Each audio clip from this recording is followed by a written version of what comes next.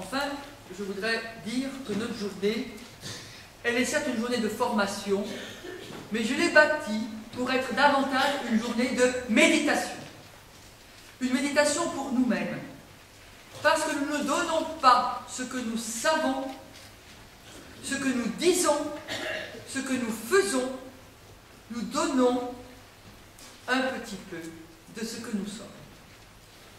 Donc on va d'abord essayer de méditer tout en apprenant des choses ou en réapprenant des choses que vous savez tous, afin d'être avec ces trois boussoles.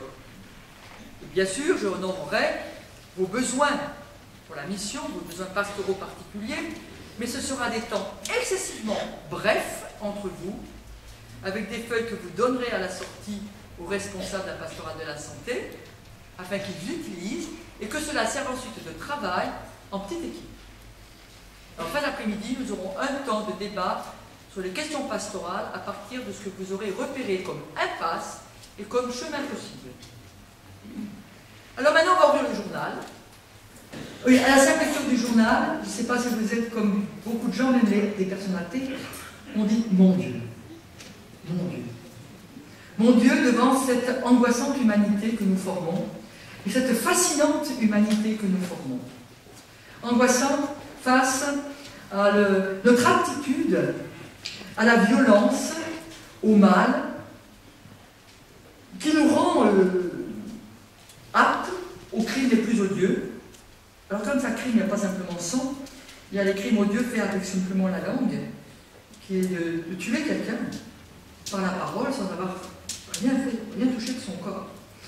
Et c'est saint Paul qui nous disait ce mystère insondable de l'homme, tout ce que je voudrais t'en faire, eh bien je ne le fais pas. Et ce que je ne voudrais pas faire, je le fais. Et ça me fait penser à Dieu qui nous dit, et Dieu créa l'homme à son image. Et il est soum de son camp qui nous écrit cette phrase connue, une matinée bien difficile. Et nous avons des jours bien difficiles. Distance, béance entre le désir de Dieu, dont nous sommes le médiateur, d'une douceur pour l'homme, et cette réalité de visages d'hommes et de femmes qui sont tour à tour matraqués par la vie, et du coup matraquant la vie d'autrui, à nouveau matraqués par l'enfer castéral ou par la réponse violente que l'on fait à la matraque, et du coup prêt à matraquer à nouveau l'autre. Et voilà le cercle infernal, où on ne sait plus qui doit pardonner, qui est victime, qui est bourreau, et si on n'est pas en même temps des victimes et des bourreaux. Alors j'ai eu, à la Cato de Lyon, j'ai eu une collègue qui a écrit un livre que je vous conseille de lire, Derrière les barreaux, Isabelle Le Bourgeois, et qui se pose la question devant des jeunes hommes, plus âgés, qui ont vécu l'inceste, et elle dit « Humanité morte ou ensevelie chez cet homme ?» Elle dit « Ma réponse de croyance est humanité ensevelie. » Ça sera ma première lunette, mon premier choix. Mais demeure la question du croyant, mais enfin, qui est donc ce Dieu qui permet que l'homme ne soit pas bon pur jus, pas bon à 100%, qui permet que la soif de toute puissance soit destructrice de l'autre, que la violence, la jalousie, puisse casser sa création. Alors je ne suis pas sur une formation par rapport au mal, mais je rappelle la question de la foi. C'est que Jésus n'a pas pu répondre à cette question, et qu'on reste avec cette grande question, est-ce qu'il n'a pas pu, Dieu créateur, est-ce qu'il n'a pas pu, ou est-ce qu'il n'a pas voulu créer un homme pur jus, 100% bon? Est-ce qu'il n'a pas pu, est-ce qu'il n'a pas voulu empêcher la permission du mal? Et Christ est venu nous apprendre que Christ n'est pas venu, que Dieu n'a pas cherché à nous faire échapper du mal et de la violence qui est en chacun de nous, mais qu'il est venu nous apprendre à le traverser. Donc nous allons tenter de traverser cette question de la violence en nous Non pas avec le pourquoi, en un seul mot, avec la réponse parce que, mais avec le comment. Comment tenter de vivre avec cette permission du mal en moi-même, avec ma propre violence, comment l'éduquer avec ces 3 boussoles, comment faire en sorte que je puisse continuer à vivre fragile, mais d'une humanité qui se rapproche au maximum, au plus en plus, jusqu'à notre mort, vers la divine douceur. J'ai, pour ceux qui le désireraient, la possibilité de transférer par mail un article de Bruno-Marie Dufay, professeur d'éthique à la Cato de Lyon, à qui on a demandé de réagir face à l'affaire Mohamed Merah. Ce n'est pas une affaire, c'est un homme, ce n'est pas un monstre, c'est une personne qui a fait un acte monstrueux. Et il a essayé de réfléchir en philosophe, et en philosophe chrétien, qu'est-ce que nous fait pressentir ce drame? Je vous laisse simplement 2 de ces questions. Alors, d'interrogation en interrogation, nous en venons à nous interroger sur nous-mêmes, dans cette conscience personnelle où se croise notre histoire singulière et notre espoir de donner sens à l'existence. Suis-je capable, serais-je un jour capable, moi, de cela? Tendu entre la puissance illimitée de l'affirmation de soi, cette pulsion dominatrice qui fait de l'autre un objet froid, la petite fille qui peut tuer comme ça, et la solitude extrême de nous savoir fragiles. Vous savez, la ligne fragile qui distingue cette quête d'affirmation et cette pulsion destructrice. Nous le savons bien que nous découvrons qu'une parole excessive, un pouvoir excessif, un amour excessif peut tuer nos proches. Ça, c'est angoissante humanité. J'en viens maintenant à fascinante humanité. Et pour cela, on va faire silence. On va faire un chut intérieur. Vous allez essayer en 1 seconde de penser à un témoignage, peut-être sans mots, d'une personne qui vous a surpris par son aptitude à ne pas dresser les ergots du coup pour coup et de lâcher ça, de tendre la main, pas forcément tout de suite, mais de vivre en tout cas quelque chose du chemin du pardon. Quelqu'un que vous avez visité ou quelqu'un de votre famille, ou vous-même peut-être. Insondable mystère de la présence du Christ qui nous fait faire quelque chose qui n'est pas anormal, parce qu'il est normal de rendre coup pour coup.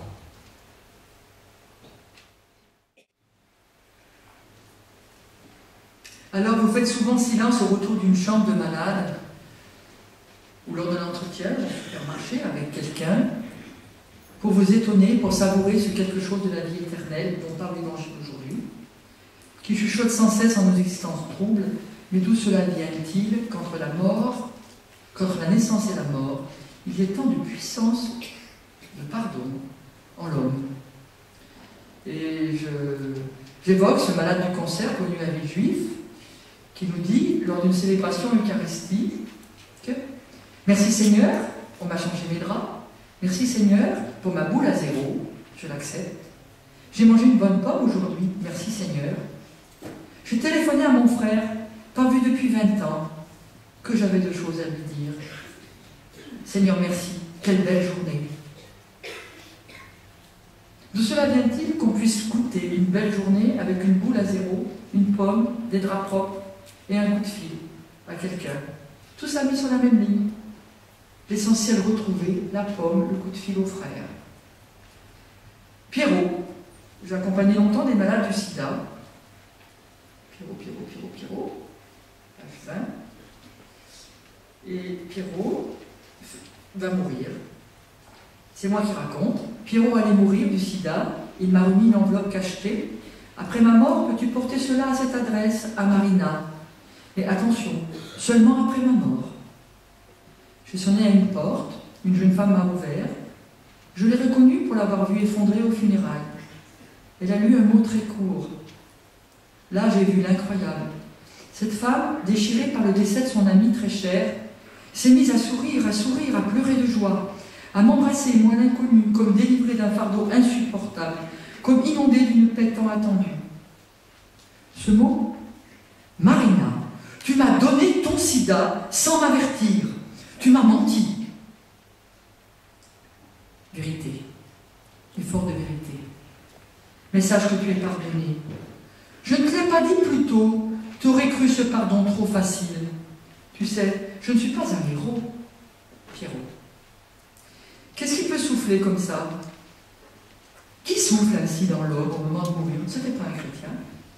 Ce désir de redonner vie à la personne qui lui a donné la mort. Et puis ces petits mots de nos petits derniers, glissés sous la porte. Nous, on a une petite boîte avec tous les mots succulents, vous aussi. Papa, maman, je vous aime, avec des œufs. Papa, maman, je vous aime. J'ai été vilain, mais je vous aime. Qu'est-ce qu'il souffle dans le corps d'un tout petit comme ça, pour vouloir retisser un lien abîmé? C'est cela le pardon. Retisser un lien abîmé. Si on savait, avec nos grands gaillards et nos grandes filles, grandes belles-filles, grands gendres, pouvoir envoyer des petits mots de ce type-là, je vous aime, je t'aime, après ça fera ce que ça pourra. Qui souffle ainsi ce désir en l'enfant à peine né? Et puis ces parents exécrables entre eux, parce qu'ils se sont battus par les mots devant les enfants ont cru qu'ils allaient divorcer. Et puis le lendemain matin, il n'y a pas que les enfants voient les parents qui disent « Allez les enfants, on se donne tous la main, on a vraiment été affreux hier soir, on vous demande pardon. Et puis, aidez-nous à nous aimer, s'il vous plaît. » Qui souffrent devant ces parents qui deviennent les enfants de leurs enfants. Il y a ainsi des mots brûlants dans nos vies, qui redonnent donc des ailes, qui sont des nécessités pour vivre.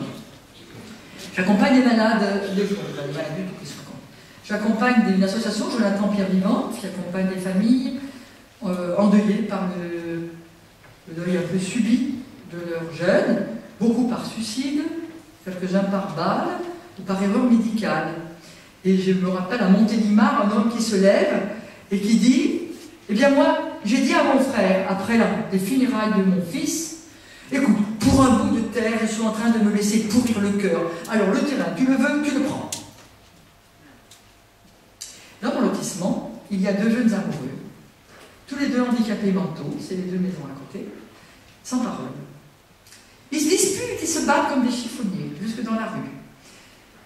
Ils ne vivent pas ensemble, hein. Ils sont chez papa-maman, mais ils s'aiment, c'est évident, ils s'aiment, c'est trop beau. Et ils se disputent, ils se battent, avec les bras, et puis Xavier subitement s'arrête, il regarde Gisèle droit dans les yeux, il sort son mouchoir, pas toujours bien propre, il lui tamponne les yeux, alors qu'elle ne pleurait pas. Elle se met à pleurer, du coup, il lui fait un mimi dessus, elle ferme les yeux, et ils se recommencent à se chamailler. Qui c'est qui donne goût de renaissance, sans parole possible, avec des gestes de divine douceur? Encore ma collègue, vous allez dire, elle est longue avec tous les témoignages. C'est parce que nous ne savons pas voir les perles d'amour. Ma collègue en pleine salle de prof, humiliée par son fils qui a piqué la carte bleue, qui s'est enfui. C'est dur hein, quand on est dans le même collège et qu'on a son propre fils au collège qui se drogue. Et elle nous dit, à tous, on est 70 profs, il m'a menti, il a volé, il m'a humilié, il a cassé notre couple. Je ne sais pas où il est, et je pense à l'enfant prodigue, mais quand il frappera, je serai toujours derrière la porte et je lui ouvrirai. Voilà que l'évangile vient sonner dans une salle de profs qui se dit athée. Un ancien détenu de Fleury-Mérogis, pour inceste, qui dit cette magnifique phrase: je veux devenir, parce que j'ai fait le congrès national des prisons, des aumôniers de prison, j'ai entendu des termes. Je veux devenir celui qui est beau en moi. Et moi, est-ce que je veux devenir celui qui est beau en moi? Celui qui est belle en moi? Sans rêver d'être purjudieux, hein, avec ma pauvreté. Et enfin, les funérailles de Kim Trin à Rieux, Rieux-la-Part. Kim Trin, c'était mon élève, la petite fleur asiatique du quartier, 13 ans. On va l'appeler Juan, l'élève de mon mari, un garçon, 16 ans, une famille en grande difficulté. Et voilà un cercueil de Kim Trin, et voilà Juan en prison. Il l'a violé, il l'a mis dans la poubelle de l'immeuble où nous habitons. Cette nuit-là, le papa de Kim Trin a demandé les interprètes au SSAE, et il a fait savoir, par affiche, nous voulons tenter de pardonner à Juan. C'était son voisin de palier.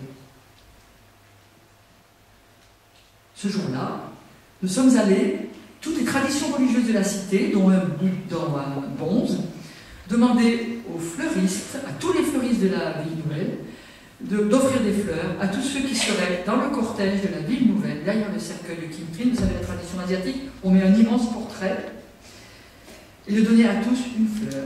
Et on a vu des gens du 12e, du 14e étage descendre en tablier de cuisine, avec le petit au sein ou à la main.